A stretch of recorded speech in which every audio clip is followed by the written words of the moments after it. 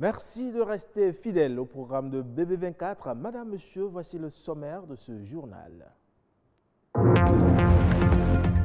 L'éradication de la transmission du virus du sida de la mère à l'enfant est l'objectif à atteindre d'ici 2020. Toute chose possible grâce au traitement gratuit dont bénéficient les femmes enceintes porteuses du VIH. Sensibiliser sur l'importance des innovations technologiques dans la coproduction de la sécurité, telle est l'ambition de la sécurité intérieure au Bénin.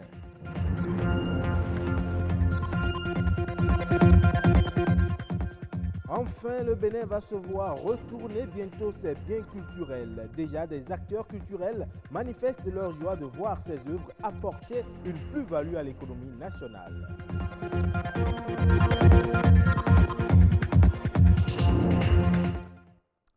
Je le disais dans les titres, éradiquer la transmission du virus du sida de la mère à l'enfant, tel est l'objectif à atteindre d'ici 2020. À cet effet, les femmes porteuses du virus bénéficient d'un traitement gratuit qui leur permet de suivre les soins comme cela se doit. Plus de détails dans ce reportage. Être mère séropositive et donner des enfants sains, c'est possible. Une lueur d'espoir, non seulement pour les couples discordants, mais aussi pour les couples séropositifs. Nko dade oku wecho le daolosu beleku heku wecho wa dame hiodi bonye pompo mi azonkwina do pole wecho wa movio boji he wa movio boji e kada huna vio pon e do ma teuge e do ma doge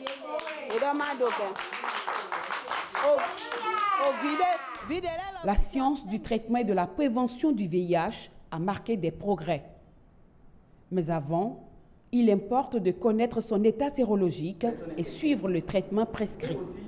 Azon eba mere hun konto emena blo ewendo ena egbeje ede sin la mekpon bona da hun bonu ye agbeje pon boy mo azon kun ere ai doto ho le e bonu ezeda tinken je le do hini blo nu atinken bon anu bon mo ene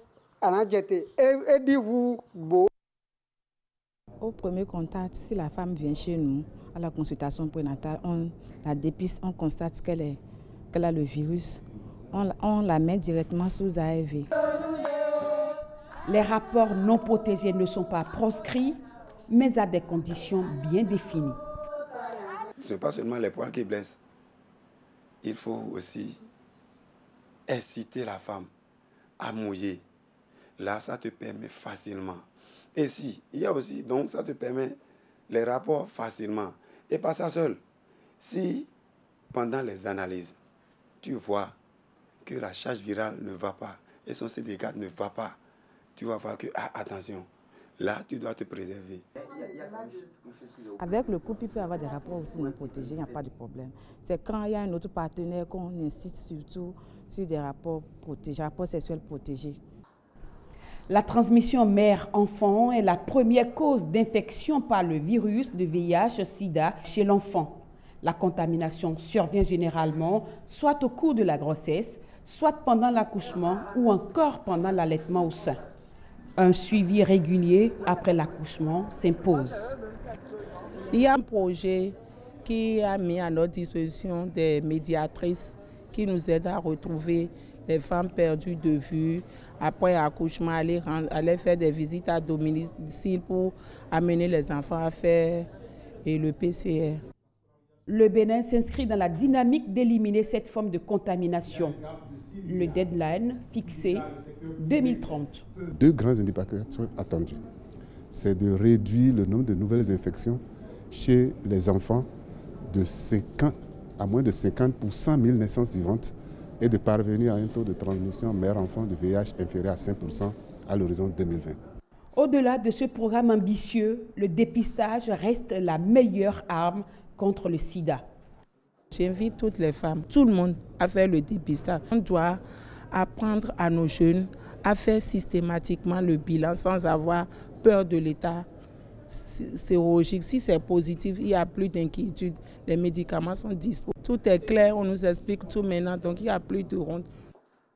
Un traitement précoce et une bonne observance thérapeutique permettent de maintenir une charge virale indétectable et donnent ainsi la possibilité à une personne de vivre longtemps et en bonne santé. Les innovations technologiques dans la coproduction de la sécurité. Voilà le thème de la deuxième conférence sur la sécurité intérieure au Bénin. Objectif, contribuer à la sensibilisation des différents acteurs sur l'importance des innovations technologiques. Reportage avec Enoch Rumpati et Bénédicte Bossou.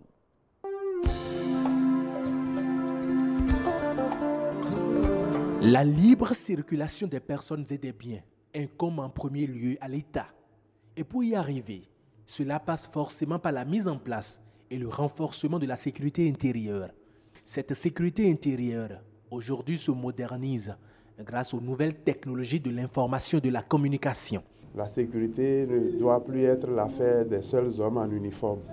Nous voulons réfléchir sur la contribution des nouvelles technologies. Puisque nous sommes dans la modernité, qu'est-ce que les nouvelles technologies de l'information et des communications peuvent apporter de façon concrète à la réalisation des objectifs sécuritaires dans le pays. Donc cet atelier nous permettra de jeter les bases afin de faire des propositions concrètes au gouvernement.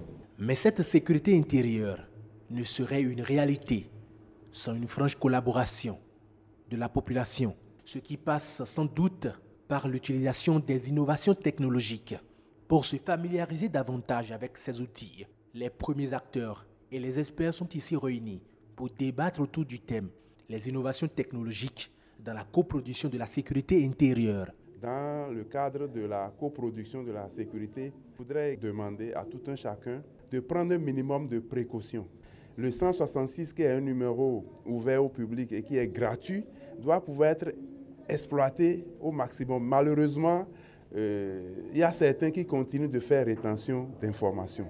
Dans cette période de fin d'année qui s'annonce, n'hésitez pas à dénoncer tout comportement suspect. Nous sommes prêts à réagir efficacement et promptement. Cet exercice auquel se prêtent ces acteurs et participants est à sa deuxième édition. Le concept coproduction de la sécurité intérieure par les innovations technologiques est une initiative du gouvernement béninois et fortement soutenue par la fondation allemande Ansaidel. Pour tout citoyen d'un pays démocratique, la problématique de la sécurité ne doit plus être considérée comme une affaire seulement des forces régaliennes, mais plutôt devrait être partagée et assumée par toutes les parties prenantes, d'où le concept de la coproduction de la sécurité.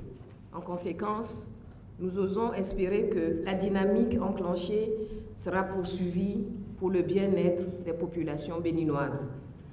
La Fondation Ansaidel, que je représente ici, pour sa part, vous renouvelle sa disponibilité. À l'ère de la modernité et de la dématérialisation, l'utilisation des innovations technologiques pour assurer la sécurité des citoyens est plus qu'impérieux.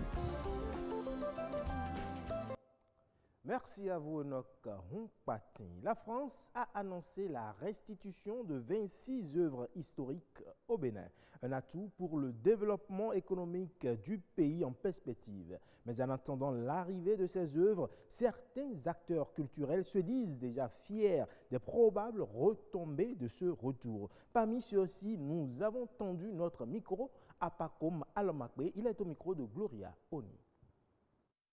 Il n'y a pas ce pays sur Terre qui puisse concevoir et atteindre son objectif de développement sans avoir intégré la culture, voilà, et le patrimoine culturel. Et donc, dès que nous avons, par exemple, la question de la restitution dont le combat a été mené et qu'à terme, on a pu avoir 26 œuvres sur plus de 3000, on peut se dire que désormais, nous avons des œuvres qui seront utilisées comme de la matière première pour booster un secteur d'activité qui est le développement, enfin le tourisme. Le tourisme, que c'est toute l'industrie créative, donc production de livres, production de documents, production d'audiovisuels, visite, ce sont tous ces éléments-là. Production même artisanale. On va créer des œuvres de souvenirs avec ces biens-là. Voilà tout ce qui va se passer bientôt si ces œuvres se retrouvent sur le territoire. Ces œuvres qui ont été libérées par la France vont se retrouver bientôt dans nos musées au Bénin. Et certainement, le gouvernement travaille pour ça. Et donc, ces œuvres vont susciter des curiosités, des gens viendront les voir. Mais au-delà de cela, ces œuvres peuvent être utilisées comme éléments pour produire, par exemple, des éléments audiovisuels, des films, des livres. La décision a été déjà prise, les mesures ont été... Bon, donc, voyez, avant que ces œuvres ne viennent, vous voyez tout le travail de conflit, de débat, etc. qui ont été mené. Donc, quand c'est décidé, donc, je crois qu'il n'y a rien à faire. Ces œuvres seront bientôt au Bénin. Et donc, tout de suite, il faut que nous travaillions ensemble pour qu'on voie dans quelle mesure on pourra bien les récupérer, bien les gérer et les mettre vraiment au profit de notre développement économique. Hors du territoire béninois, les autorités camerounaises et celles de la Guinée équatoriale envisagent la réouverture de leurs frontières terrestres fermées depuis plus d'1 an. Cette annonce fait suite à une réunion tenue entre responsables des deux pays. La Guinée équatoriale exige, entre autres, du Cameroun la fermeture des voies clandestines de contournement du principal poste frontalier, mais aussi l'usage des couloirs normaux par les opérateurs économiques et les transporteurs. En outre, la Guinée équatoriale souhaite que les biens et les personnes en provenance du Cameroun se mettent au contrôle réglementaire. Au Kenya, un comité du Sénat a mis en lumière des cas d'abus de la part de certains responsables gouvernementaux et privés dans l'exécution du programme de subvention de maïs par l'exécutif en 2017. La mesure initiée afin de limiter la flambée des prix de la farine sur le marché consécutive à la sécheresse avait nécessité un investissement, alors qu'elle visait à l'origine à acheter 6 millions de sacs de maïs en franchise de droits de douane. Le dit comité souligne que plus de 10 millions de sacs ont été finalement importés. C'est tout pour cette édition. Merci pour votre aimable attention. Retrouvez-moi tout à l'heure à 19h45.